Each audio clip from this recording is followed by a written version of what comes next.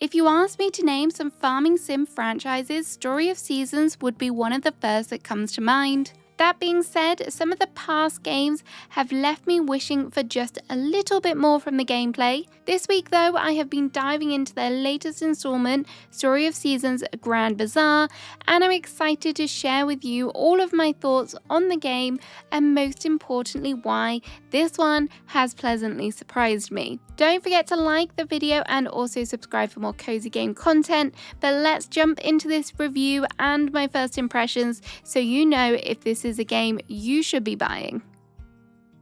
First off, in case you know nothing about this game's release, here is some housekeeping details for you. Story of Seasons Grand Bazaar released on the 27th of August, and you'll be able to enjoy it on PC via Steam and also the Nintendo Switch and Switch 2. There is a specific Switch 2 version which is slightly more expensive than the standard Switch game. The price difference will vary on your region, but for me the digital version was £5 more expensive, which is probably about $7. There are also physical Switch copies available should you actually want to physically hold the game in your hand. I know some of you definitely will. For transparency, I have played all of my game time so far on PC and I've been using keyboard and mouse, so this is mainly a review about the game itself, not so much about the performance and how it works on each platform. Some of you may recognize this title from your Nintendo DS days, as there was of course Harvest Moon Grand Bazaar, and this latest game has been inspired by that title, but the developers have been quite clear that this is not your kind of standard remake, and they have added lots of new features and made some important changes. So if you did play the game, you'll hopefully be able to experience the nostalgia that came with that, but you will see lots of new twists too, and it will probably feel more like a new game. But irrespective of that, and no matter what platform you decide to play it on, your game will of course start with character customization. And as is common with this series, your options are pretty limited. There are only 2 body types and 5 skin tones. It also did feel that there was a bit of a strange lack of natural hair colours and eye tones, and instead they've favoured more vivid colours, which did feel a little bit odd. Your clothing in the beginning is also limited, but this is expanded upon later in the game. But I did enjoy the starter outfit, possibly because there was a giant flower hat. I'm not biased about the daisy at all. They have also done some things right, as they've added new various facial features to the game, and as a freckly girl, I did appreciate this. Overall though, the character customization is cute. I mean, the character models are very adorable. I think the long-standing kind of critique about there being more options just still stands with this one. Once you've chosen your character, you will then arrive in Zephyr Town, and this is where you will soon meet the colourful mayor, Felix. Felix gives you a short overview of the history of the town, where you learn that wind is very important to the town. He also gives you some brief details about the bazaar, and it is here that you learn about how the bazaar is struggling since the previous owner has left. And of course, you are now here to help save the day by selling your wares every Saturday. This is pretty much the core premise of the whole game. You farm and you perform activities through the week to obtain products that you can then sell to your customers, which, even though it does sound a little bit simplified, the game does have so much going on that it is far from that. There is a huge cast of characters, lots of quests, activities, and there are some complexities too, which make it far from dull. And I will dive into those a little bit more in a minute. One of the main activities though, of course, is the farming, and I actually don't have anything negative to say about this. Perhaps some players might not like that you cannot choose where exactly you want your farming plots, as they are predetermined in the game, but aside from that, the initial farming side is good. I didn't feel overwhelmed, and the mechanics have been designed in a way that they are player friendly. For example, you have the ability to use a superpower from the get-go. You don't need any kind of upgrades, and this allows you to perform more than one action, so you actually cover like a series of 3 tiles instead of just the one, and this speeded it up a lot. Having this at my fingertips really did make things more enjoyable, and I didn't kind of view farming as just a tedious chore. You can water your crops 2 times a day to speed up the growth, and initially I did kind of think, why do I have to water it 2 times a day? That sounds like a lot of hard work. But when I did begin to factor this into my daily routine, it wasn't an issue at all. Particularly if I had the stamina, I would do it. And also because you can upgrade stuff pretty quickly, I had my watering can improved in no time, so it really didn't take too much time at all to do that second watering. As you progress, you can also unlock animals on your farm, and the Story of Seasons animals are always some of my favorites. They are just so cute. Look at these cows. But when it came to actually taking care of them, it was pretty straightforward, and it really didn't feel that time consuming, which it definitely can feel like a little bit of a drag in some other farming sims. You can pet them to make them happy, feed them by either placing food or allowing them to graze outside. I did like that you could round them up with the bell to get them to leave the barn or return into the barn from the fields. If you don't want to send all of your animals outside at once, you can also push them, which I found kind of cute. The animation was just kind of nice for this. None of this really felt groundbreaking, but it was really enjoyable, and I just love taking care of these cute little animals.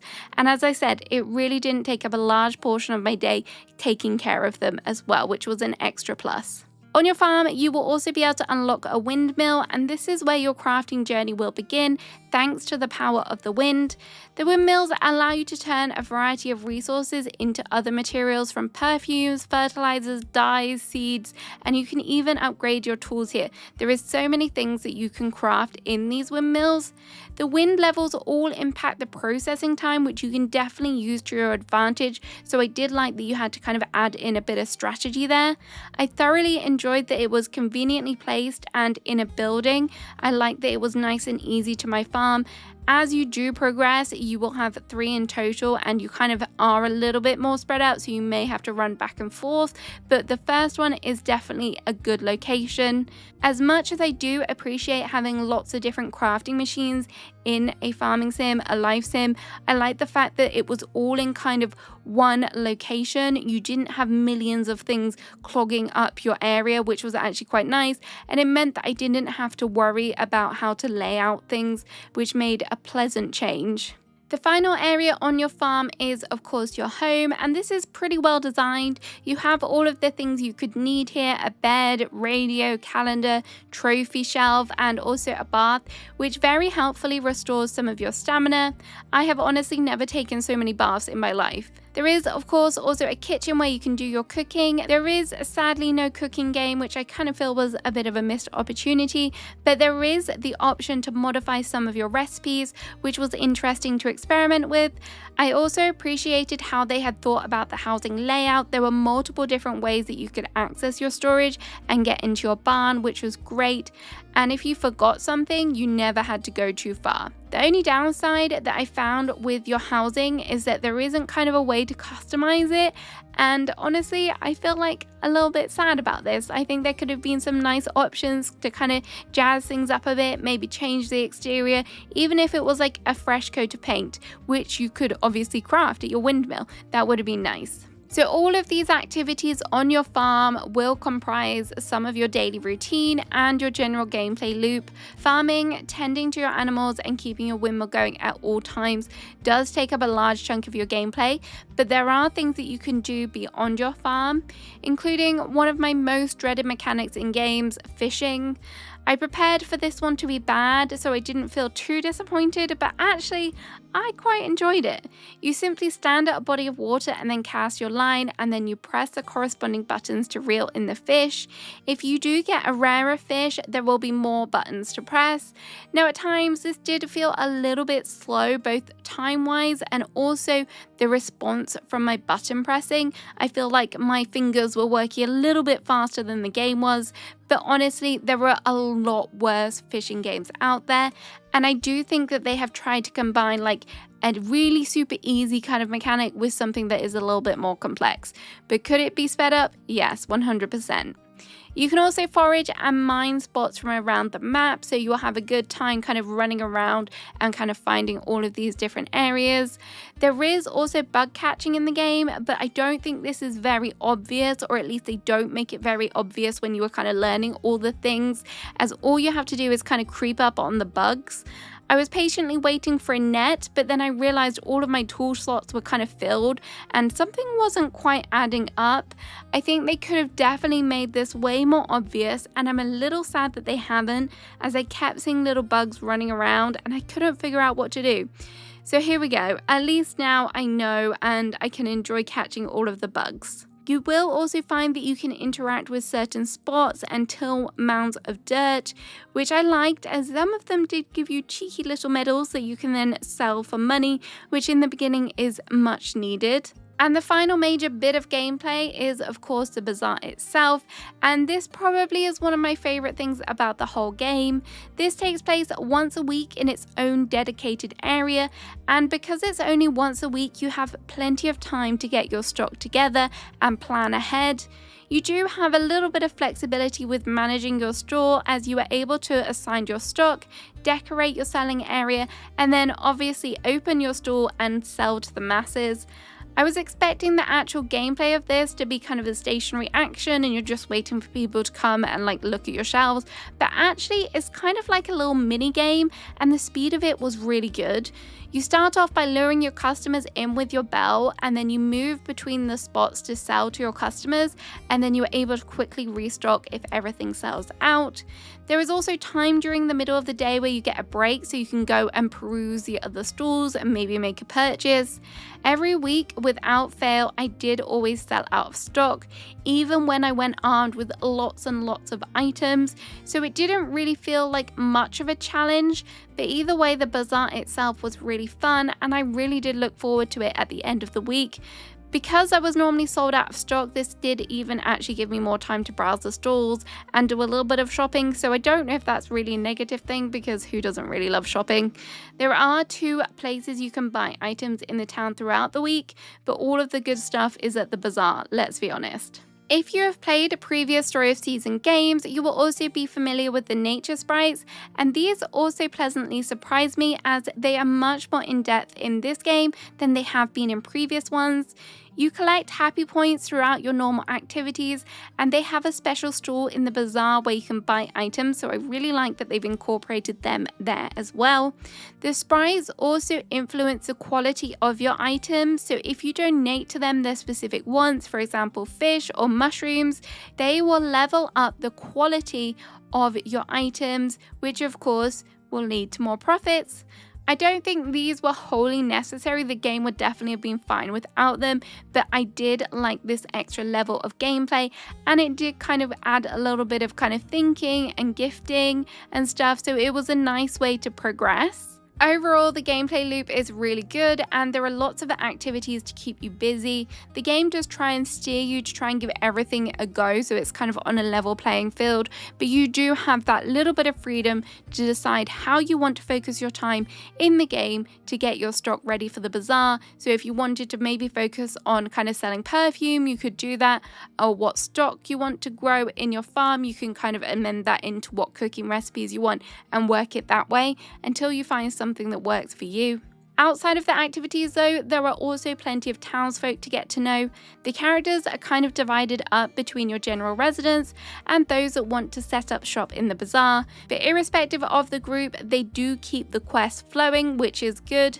As you get to know the residents, their hobbies and personalities do shine through, and most importantly, they weren't boring. So I actually really did enjoy talking to them.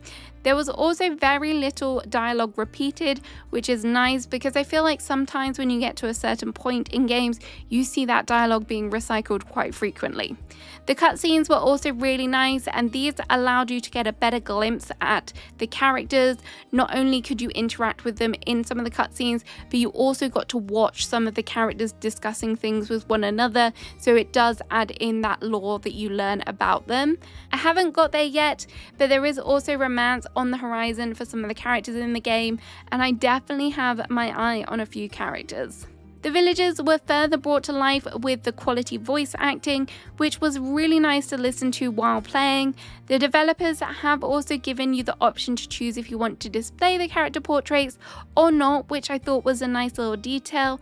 Personally, I decided to view them so I can admire the lovely characters that little bit more. The music was also nicely done, and as you move around the town and different areas, you will notice that there are different tunes, but generally the music is all very soothing and it does make for the perfect thing to have in the background. Most of my gameplay I have played with the sounds on, which I will say is very, very rare for me. Aside from the game being pleasing to the ears, the game is also very visually appealing, as you can see for yourself, of course. As I mentioned, I appreciate the character design, I think that's really nicely done, but the world itself is very pretty also, and you will find that there are some nice world details spread around. I really like the flowers, of course. Is that really stereotypical? Yes, probably. But there was also things like the nice world clock, some of the different buildings had the cool details as well, so it was nice to really take in those. I even found that there were some good viewpoints as well. I particularly appreciated the area at the back of the farm. It was nice to kind of stand out and take it all in. So that's my overview of the game and some thoughts on the key areas, but I just want to finish this off with some kind of miscellaneous positive and negatives too. My first positive is that there is good and clear development within the gameplay, which makes it feel as you are achieving so much between unlocking recipes that are found amongst the world, improving your ingredient quality, leveling up your friendships, getting upgrades and expansions, and of course the bazaar, expanding that and getting new people to come and set up stalls. There is so much to show for your time in the game, and it all comes with nice rewards too, so it is very, very satisfying. I also just want to point out that I enjoyed the map for a few reasons.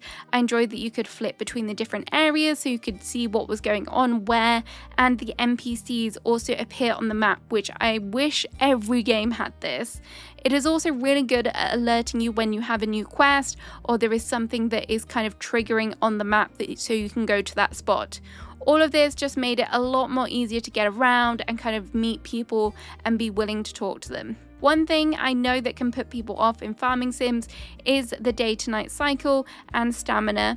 The day to night cycle itself in the game is quite generous, as you actually have until 5 AM before you fall asleep, which I found did take the pressure off of the time. There was not one point that I stayed up until this time. I was already heading to bed. The stamina could have lasted a little bit longer, but as I mentioned, there is a bath so you can replenish some of your stamina, and it was quite easy to make some food recipes. For example, you could just pick up some kind of herbs that you found on the ground and make some dishes, so you could replenish your energy by eating. So I didn't find it to be too much of an issue anyway. I feel like I don't want to spend ages on one day sometimes as well, so it was kind of nice to progress through the different days, because let's face it, I want to get to the bazaar at the end of the week after all.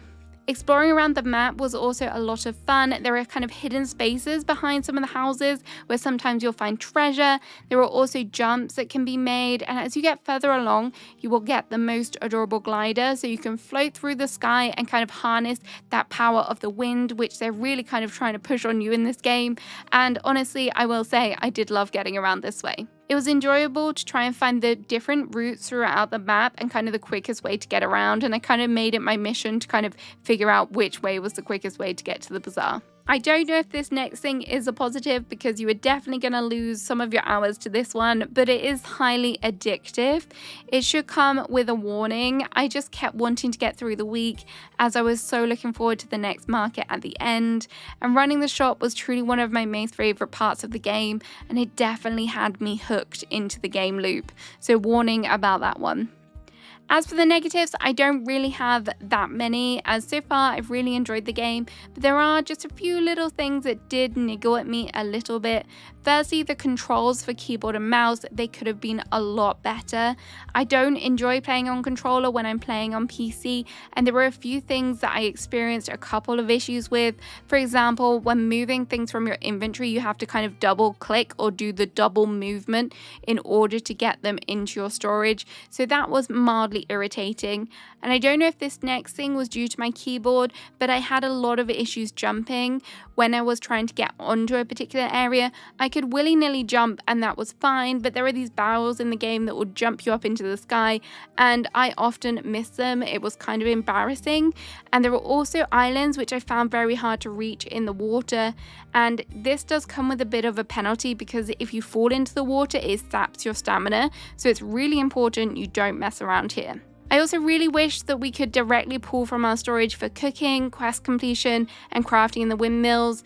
This is kind of somewhat alleviated as you get further into the game because there are special boxes you can buy from the nature sprites, and they will allow you to pull from places such as if you're at your bazaar, you can pull from your windmill, which was handy, but generally just direct pulling from your storage would have saved me a lot of time, particularly when cooking.